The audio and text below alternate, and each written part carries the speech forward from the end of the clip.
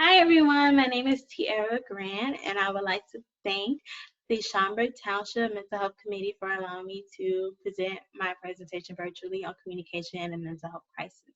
As I said, my name is Teiara Grant and I am an AmeriCorps and Healthy Minds Alliance member.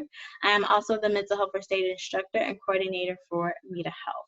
So before we begin, I would like to provide you all with some background information about myself. So I recently finished graduate school in April. Yay, this is my graduation dance.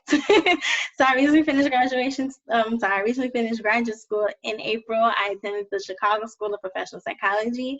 I am receiving my master's degree in clinical mental health counseling, and I received my bachelor's degree in psychology at the University of Illinois in Springfield. I have a specialization in trauma and in military families. I am trained in trauma-informed cognitive behavior therapy, and last year I interned as a trauma-informed therapist, which is where I gained that training and which is where I fell in love with trainings and more in love with trauma. I also lead a psychoeducational group for military children through an organization called Kids Rank here on the south side of Chicago, which is where I am from, which is where I am working from.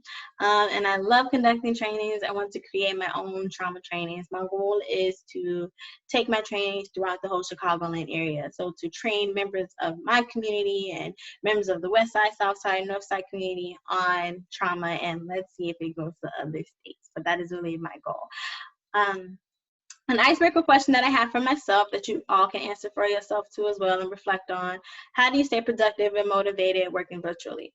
When I was at the office, I would have my headphones in and I would listen to music, and I would have my laptop in front of me and I would have my planner right there, and I would have a checklist and goal list of things I need to check off and get done by the end of the day.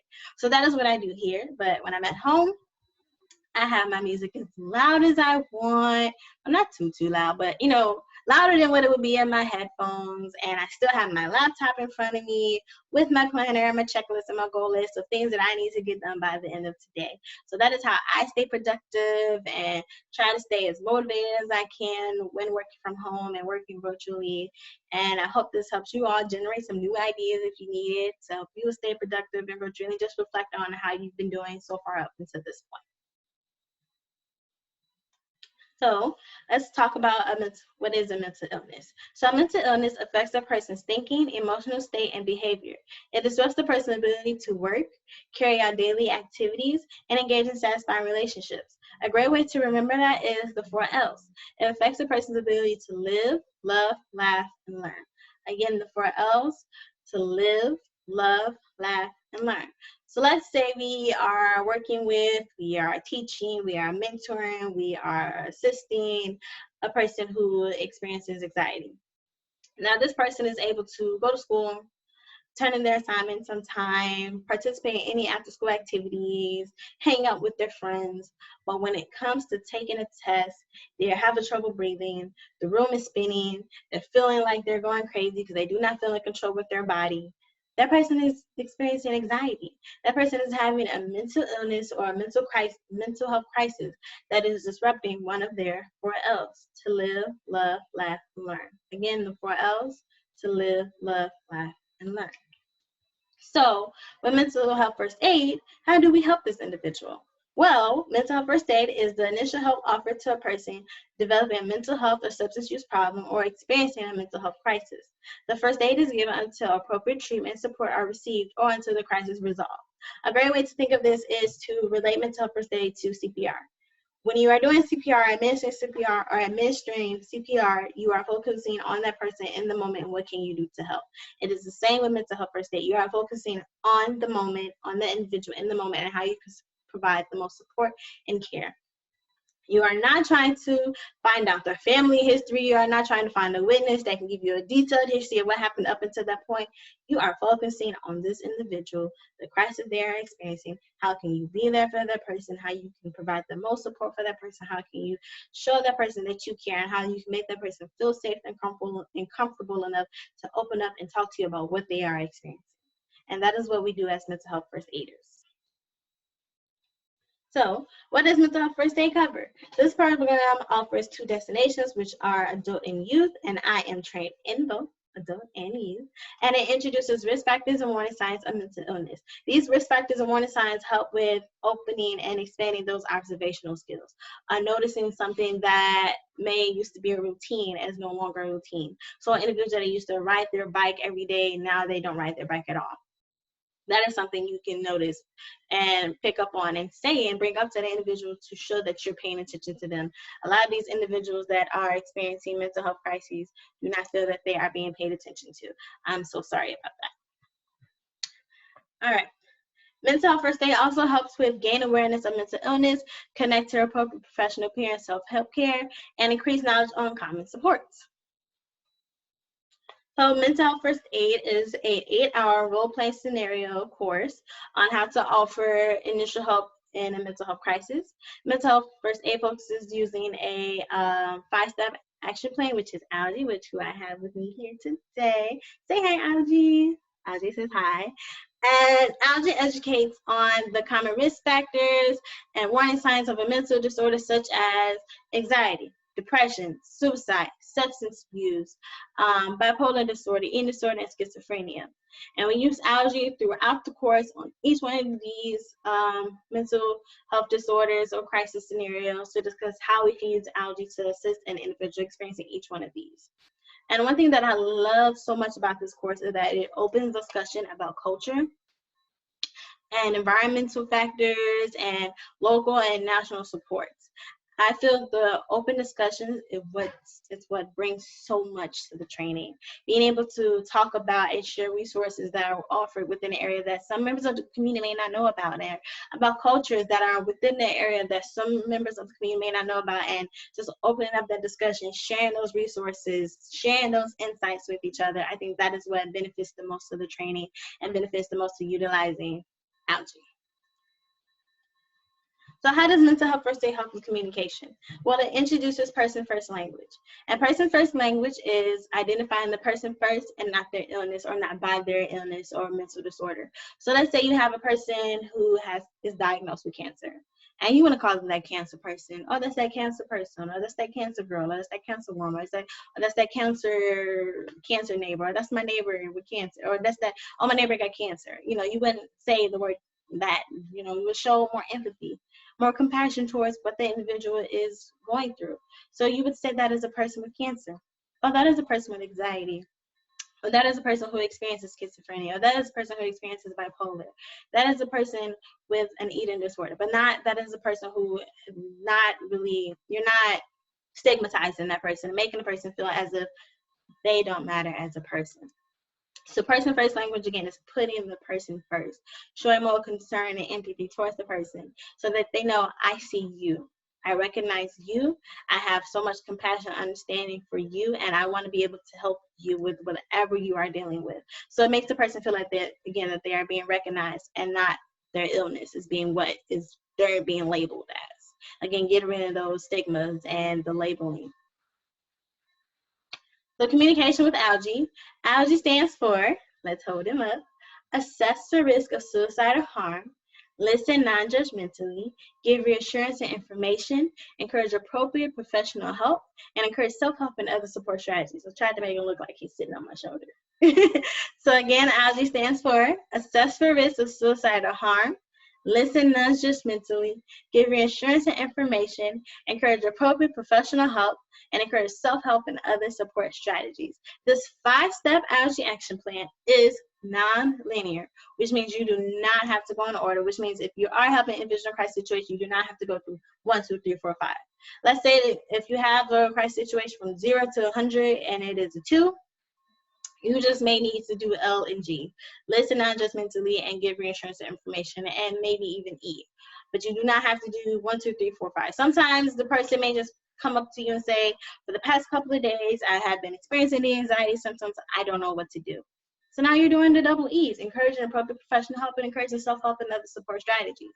So it really depends on the situation and how you would utilize Algae, but you do not have to go in order from 1, 2, 3, 4, and 5. All right.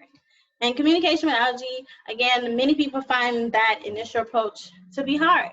So using Algae helps with providing those skills to establish courage. We use the example of think of yourself as a duck in the pond or in the lake. And up top, you're swimming, you're going smooth, but underneath, those legs are kicking, okay? You don't have to seem super overconfident, but you at least have to seem secure that you feel confident enough to walk up to this person and offer your assistance and let them know that you're there to help. And also, it helps with eliminating stigmas. The biggest stigma behind individual with mental illness is that they are violent, when actually individuals who have a mental illness are more likely to be victims of crimes than to actually be the perpetrators. So within the mental health first aid training and within using Algae, we talk about eliminating those stigmas and also creating a way for you to feel safe. So talking about de-escalation tactics or other resources or crisis teams that you can call in to provide assistance when you feel like that you cannot help.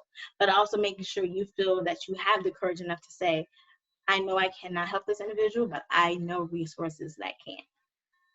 And then, again, it helps makes the initial approach comfortable, and it opens that conversation. Use those observation skills. Hey, Sarah, I noticed that lately you haven't been hanging out with your friends as much as you used to. What is there that I can do that I can help you with that? Or what is going on with that? Would you like to talk to me more about that? And if they say no, well, I'm here to help you. But at least the individual knows that there is someone paying attention to them. Making the individual in the crisis feel safe and in control and non-threatening. Let's say an individual is suffering from anxiety and they are just having themselves isolated to the side. Instead of just immediately sitting down with the individual, ask them, is it okay for you to sit down with them? Because again, they may not know what's going on, so they're just trying to isolate themselves from everyone. And asking them, is it okay for me to sit next to you? And what do you need from me? How can I help you? And I'm saying, this is what you need to do. You need to drink water. You need to have this paper bag. You need to stand up. You need to do this. But asking, what can I do? So that the person feels in control. Because again, they may feel out of control and not know what's going on. So I have a Algae scenario that I'm going to discuss with you all on Lauren. Lauren is a scenario that we use in our youth training. And I'm just going to read out loud this scenario to you all, and then I'm going to say how I would help Lauren in this crisis situation. So Lauren is nearing graduation. She is 17 years old and is in the top 10 of her class and has been accepted to her college of her choice as well as her backup school.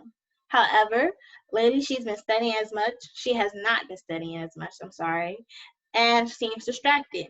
She's even been skipping her voicing lessons, which she's been interested in since the age of 8. So in this situation, I would approach Lauren with what I have been noticing, what I have been observing.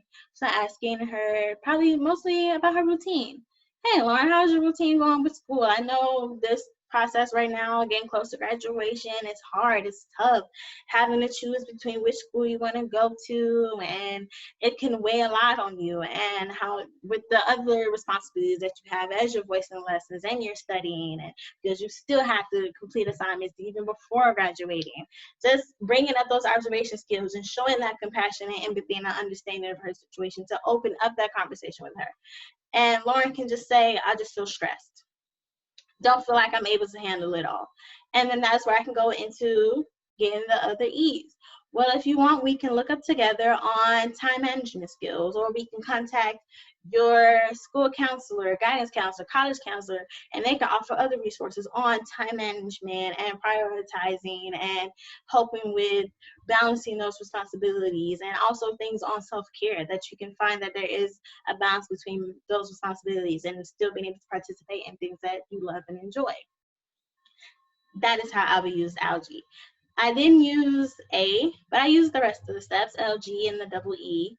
But if you felt like in a situation where you wanted to further assess for A, because it did say that she's been seeming distracted lately, you can ask her about that distraction to assess for risk upon the suicide, and further assess for like skipping her lessons. If she says it's something else other than that she can't manage those skills, that is when you can go into A. Not saying like I said, Algae action plan, you do not have to do all 5 steps. So it's not saying, okay, I don't need to do A, but it's not saying you can't go back. You can always go back and say, all right, I asked this question, or I did this and we talked about it, but now it makes me want to assess, but I can't go back. Yes, you can go back and do A. You can do all 5 steps as you want. It doesn't have to be in order. You can start off with E, G, L, and then end with A, and then go back to L. So using this Algae action plan helps so much with opening that communication. And being able to provide and be able to feel comfortable enough to do that initial step. All right, so how to contact me to learn more about communication within mental health, to learn more about Algae, to learn more about mental health first aid. I have provided my email, and you can contact me at Teiara.Grant at AMITAHealth.org. And then some additional information about the training. The minimum group size is 5, and the maximum group size is 30. I don't know how can I show 30. Okay, there you go, 30. So the minimum group size is 5, and the maximum is 30. And the trainings are free. It is free, provided by AMITA Health. AMITA Health provides mental health first aid trainings for youth and adults for free. Manuals are provided, a light breakfast is provided, and lunch is provided for free through AMITA Health. And there are also new virtual updates coming soon. So I have received information about those virtual updates. I know a lot of changes that has been made, adding a virtual component and an in-person component, like a dual blended type of course, and shortening of the trainings too as well. If you have any questions about that, you can contact me, send me an email, comment on the post for this video, do whatever you can to contact me, or just to learn more about this information too. You can also go to the Mental Health First Aid website as well to look for trainings within your area. So again, thank you, Schaumburg Township, for allowing me to conduct this training virtually. This is such a great experience.